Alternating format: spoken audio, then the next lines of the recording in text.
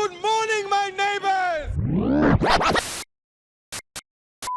Ladies and gents, it's Wednesday, which means it's a London day for yours truly, which means you guys get a haphazardly thrown together alternative paper review. Let's go.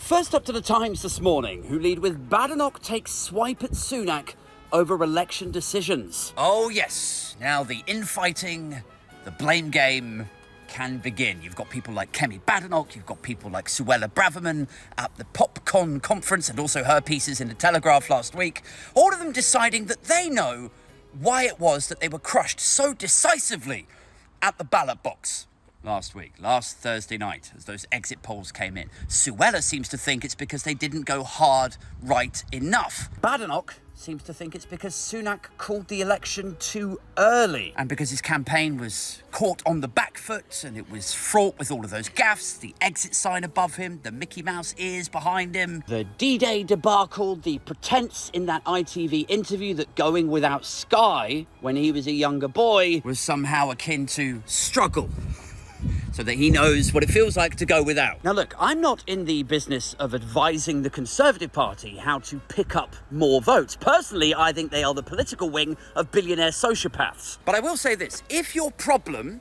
is not picking up enough votes to form a government, it's difficult to comprehend how the solution to that problem is either Kemi Badenoch or Suella fucking Braverman. I mean, Braverman's Twitter thread the other day suggested that boats and this invasion were the only things that mattered. Meanwhile, of course, Joe Public is like, Sue, get back to us when you've decided to have a little weekend break over here in objective reality, where we have the housing crisis, the NHS imploding, exploding energy bills, doubled mortgage payments. I mean, I was looking at Suella Braverman's own constituency, her own seat's results from last week's election. And even in her own seat, that should tell you where you need to focus your efforts to regain all of those votes that you've lost, right? I think it was like Lib Dems got like 9,000, Labour got like 12,000 or something, and then the Tories got like 14,000. So they just inched it above like the Lib Dems and Labour. Had Lib Dems and Labour worked together,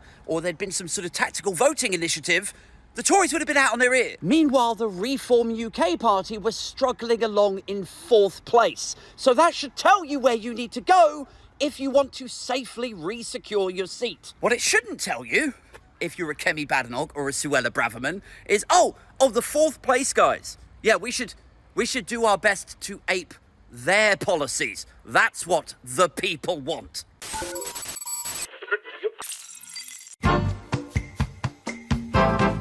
Over to the Daily Express now. James Cleverly, former Home Secretary, says Labour has basically hung a huge open sign on the White Cliffs of Dover. Now, this front page splash actually tells us two things. One, James Cleverly really wants to be Conservative leader. And two, I don't know if it makes any difference what sign you hang over the White Cliffs of Dover when there's probably toxic cordoning tape wrapped all around the shit. You know, you got refugees in a boat on their way over to the UK. They're like, is that an open for business sign over there? And then the other one's like, no, it is.